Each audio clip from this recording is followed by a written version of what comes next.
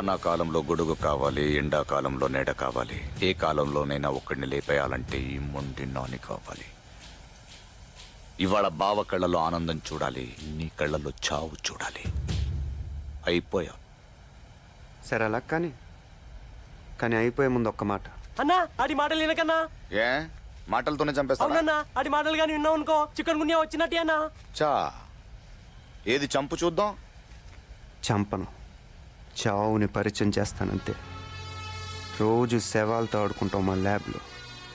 ప్రాణాలు పొయ్యడంతో పాటు తీయడం కూడా చదువుకుంటాం. పిడికిలు బిగించి ఒక్కటి పుర్రె మీద ఇచ్చాననుకో, నీ మెదడులో ఉన్న నరాలన్నీ చిట్లిపోయి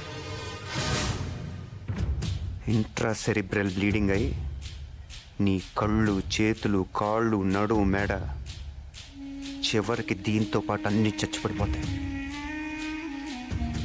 ఫైనల్గా మా ల్యాబ్లో ప్రయోగాలకు పనికొస్తావు.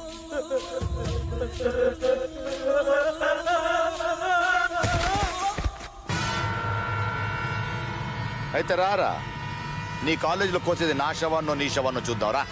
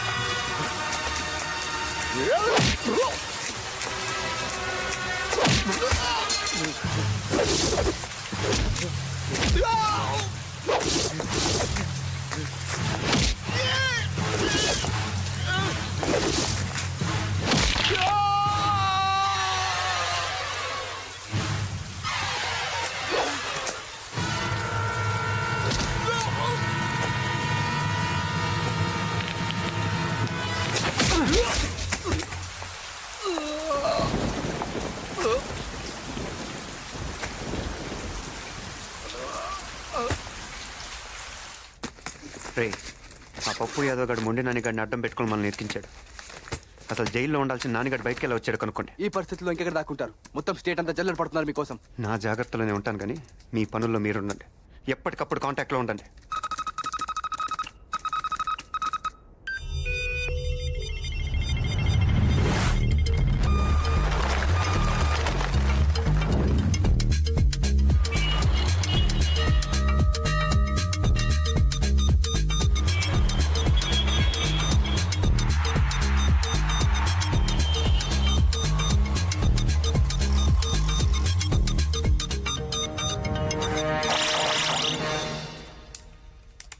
పాయింట్ బ్లాంక్ రేంజ్ లా వాడిని నిలబెట్టేసిన సార్. 5 సెకండ్లలో బేడిలేసి వాడిని మీ ముందు నిలబెట్టిస్తుంటి. బద్మాష్ యాడికెళ్ళొచ్చిడ్డా మొండి నానిగాడు బాంబేసిండు. వాడు దొరికినట్టే దొరికి తప్పించుకుంటూ ప్రతిసారి మనల్ని ఫూల్స్ చేస్తున్నాడు. సార్ సార్ సిద్ధార్థ లైన్లో ఉన్నాడు సార్. ఏయ్, నా వరలక్ష్మిని ఏం చేసావు? ఇంకా ఏం చేయలేదు. అసలు ఏం చేయాలనుకుంటున్నావు? కూర వండుకొని తినేద్దాం అనుకుంటున్నాను. ఏంటా పిచ్చి ప్రశ్న? వరలక్ష్మిని ఏం చేద్దాం అనుకునేది నువ్వు తీర్చి నా డిమాండ్లు పట్టి ఉంటుంది. ఏంటా డిమాండ్స్? వరలక్ష్మి అంటే నీకు ఇష్టమా? ఇష్టమా? ప్రాణం రా. అయితే మీ ఇద్దరు తిరిగి పీటల మీద కూర్చోవాలంటే నేను చెప్పిన పనులు చేయాలి. చెప్పు, ఎవరిని వేసేయమంటావు? ఏ మినిస్టర్ వేసేయమంటావు? ఏ పోలీస్ ఆఫీసర్ వేసేయమంటావు? లేకపోతే సీఎంని వేసేయమంటావా? వేసేయడాలు మనకో లెక్క కాదు. దొమ్మీలు అల్లర్లు ఎలాంటివైనా చిటికలో చేసేస్తా. నాంపల్లి స్టేషన్ ని పేల్చేయమంటావా? లేదా బేగంపేట ఎయిర్పోర్ట్ ని కూర్చేయమంటావా? చెప్పు, నా వరాన్ని పెళ్ళాటం కోసం ఎంత అగ్గైనా పుట్టిస్తా. అవన్నీ నువ్వు ఎప్పుడు చేసావు కదా పప్పు. కొత్తగా ఏమైనా ట్రై చేద్దాం. సరే, ఏం చేయమంటావో చెప్పు. రాజకీయాలంటే ప్రజలకు సేవ చేయటం. నా డిమాండ్ కూడా అదే. ఏ ప్రజలకు నువ్వు వాగ్దానం చేసి నెగ్గావు, ఎవరికి అందాల్సిన సహాయం వాళ్ళకి అందకుండా నువ్వు మింగావు, వెంటనే వాళ్ళ దగ్గరికి వెళ్ళి ఆదుకోవాలి. లేకపోతే నీ పదవ కన్నా ప్రాణం కన్నా ఎక్కువైన వరలక్ష్మిని. ముందు నేను చెప్పేది విను. నువ్వు 10 కోట్లు అడుగు, 10 కోట్లు ఇస్తాను. 10 కాంట్రాక్ట్లు అడుగు, ఇప్పిస్తాను. శంషాబాద్ దగ్గర 50 ఎకరాలు అడుగు, అది ఇప్పిస్తాను. లేదా గచ్చిబౌలి దగ్గర ఐటీ పార్క్ పెట్టుకుంటాను అను, ఓ 500 ఎకరాలు ఇప్పిస్తాను. మీ స్టూడెంట్స్ రాజకీయాల్లోకి రావాలంటున్నావు కదా, ఓ 50 సీట్లు ఇప్పిస్తాను. సరేనా? కానీ ఇవెక్కడ డిమాండ్స్ అయ్యా? ప్రజలకు సేవ చేయాలంటావు, వాళ్ళకి ఇచ్చిన వాగ్దానాలు నెరవేర్చాలంటావు. అవి నా వల్ల కాదు. పప్పు, నా డిమాండ్లు వెంటనే తీర్చకపోయావో ఈసారి ఫోన్ చేయి. నా పని నేను చూసుకుంటాను. సరే, ఒక్కసారి నా వరతో మాట్లాడించు.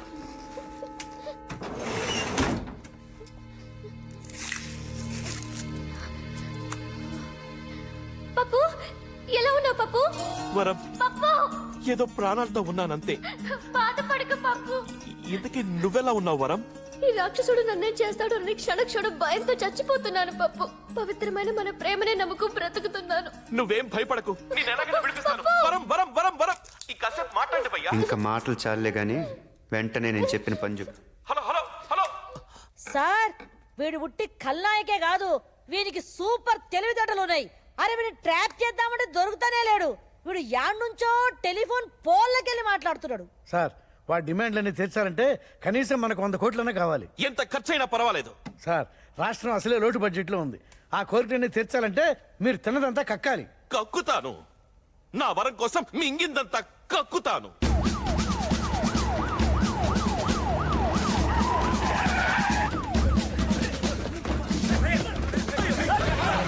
ఇంకా కలిసి వెళ్ళి కోరంబోకు ల్యాండింగ్ చేసింది. హఠాత్తుగా గుర్తొచ్చిన ఈ ప్రజాసేవల గురించి ఆశ్చర్యపోతున్న ప్రజానికానికి మీ ఉద్దేశం ఏంటో వివరిస్తారా? ఇందులో ఆశ్చర్యం ఏముంది? నన్ను మానసికంగా దెబ్బతీయాలని ఆ సిద్ధార్థ ప్రయత్నిస్తున్నాడు. ఈ ప్రజల కోసం నా వ్యక్తిగత జీవితాన్ని ఏనాడో త్యాగం చేశాను. ప్రజా సంక్షేమమే నా జీవితం. ఇక చేతలకే కాని మాటలకు సమయం లేదు. వరలక్ష్మి కిడ్నాప్ కి సిద్ధార్థ చేసిన డిమాండ్ ఇదేనని, అతనికి భయపడే మీరు ఇదంతా చేస్తున్నారని జనం అనుకుంటున్నారు. Come on, ఎవరు? వెళ్ళండి, వెళ్ళండి.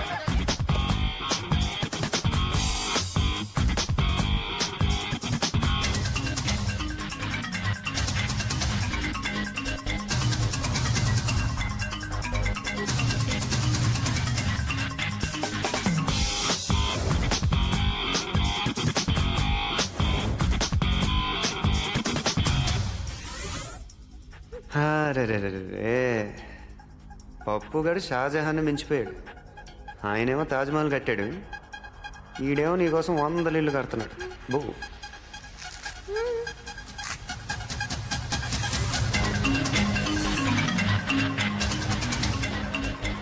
ఇలా విగ్రహాల్లో నిలబడకుండా మీరు కూడా పొండి. తలా వచ్చాయి వెయ్యండ్రా, కూలి ఖర్చులన్నా మిగులుతాయి.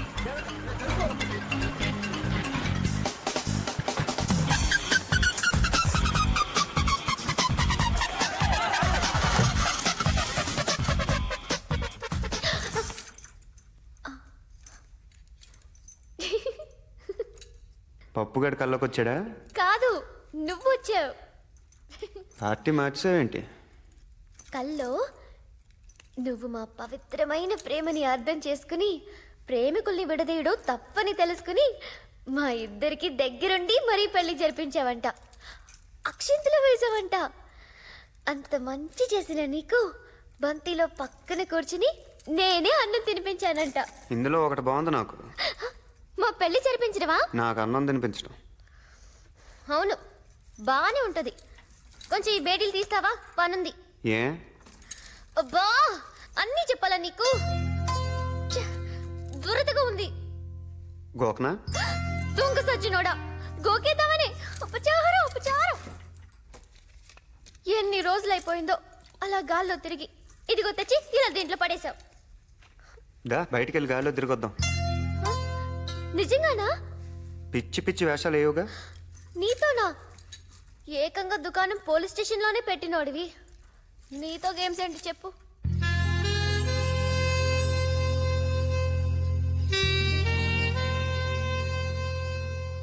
ఏంటది? మందా? అన్ని ఇలాంటి అలవాట్లేనా నీకు? అన్ని మంచి పనులు చేస్తే బోర్ కొడుతుంది. ఈ మాట ఎక్కడో విన్నానే. అవును, నీకు పెళ్ళైందా? 2 పిల్లలు కూడా ఉన్నారు. అవునా? హే, అబద్ధం చెప్పకు. నీ గురించి అంతా తెలుసు నాకు. తెలిసి ఎందుకు అడుగుతావు? నీకన్నా లూజా?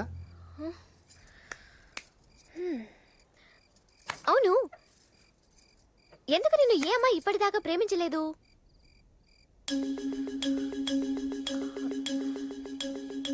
అంతా ఓకే కదా? ఏజ్ బార్ అయిపోద్దని. పప్పుగాడు ఏజ్ ఏంటి? అది చెప్పకూడదు. అంతేజా? ఏపా, ఎర్రగా బుర్రగా బానే ఉంటావు, పప్పు అంత కాదు. అయినా ఇప్పటమ్మాయిలు ఊరికి పడిపోరు. నువ్వు కొంచెం మారాలి. ఏం మారాలి? ఇదే ఇదే ఈ కోపమే కొంచెం తగ్గించుకోవాలి. అమ్మాయిలంటే కనికరం చూపించాలి.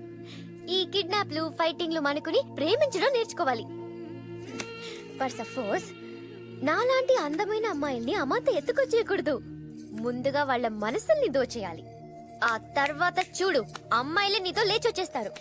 మనసుల్ని దోచేయాలి? అదెలా? ఇప్పుడు నచ్చావు నాకు. మనసంటే నీలా అదో జడ పదార్థం కాదు, పాదరసంలా సున్నితంగా కరిగిపోయేది. అలా అని దాన్ని మీ మగాళ్ళంత తేలిగా కరిగించలేరు. దానికి చాలా చాలా ఇది కావాలి. ఇదంటే? అదే అది, నోటితో చెప్పేది కాదు, చెప్పలేం కూడా. ఒకటి మాత్రం చెప్పగలం, అది ఎప్పుడు ఎలా ఎందుకు పుడుతుందో మాత్రం చెప్పలేం.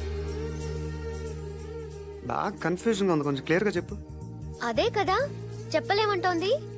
పేకల దాకే అనుకున్నాను, మొత్తం మునిగిపోయావు. ప్రేమ, దోమ, వంకాయ ఏమీ లేవు. కొంచెం బయటకు వచ్చి చూడు, లోకం ఏంటో తెలుస్తుంది. చాలానే తెలిసిందిలే. తిప్పేవు కదా నువ్వే, అన్నీ తెలుసుకున్నాను. నీలాంటి యువకులు రాజకీయాల్లోకి వస్తే మాలాంటి సామాన్యులకు ఎంత మేలు జరుగుతుందో చూపించావు బాబు. బాబు, వరదల పాలైన మా బ్రతుకులకింత నేణ్ణిచ్చావు. మా అందరి బాగు కోసం ఇంత చేసావు. నీకోసం ఏం చేయడానికైనా మేము ఎప్పుడూ సిద్ధమే బాబు. అధికారంలో ఉండి నాయకులు చేయలేని పని అజ్ఞాతంలో ఉండి మీరు చేశారు. మీ సిద్ధాంతం నక్సలిజమా? హ్యూమనిజం. ఈ విషయంలో మీరేం చెప్పదలుచుకున్నారు? నిజాయితీగా సేవ చేయి, లేదా రాజకీయాల్లోంచి తప్పుకో. మీ కార్యాచరణ మంచిదైనప్పుడు మీరు రహస్యంగా ఉండడం దేనికి? మేము టెర్రరిస్టులం కాదు అని నిరూపించేదాకే తప్పదు. రాజకీయ నాయకుల గుండెల్లో సిద్ధార్థ పుట్టించిన ప్రకంపనం పెను మార్పుకు దారి తీసేలా ఉంది.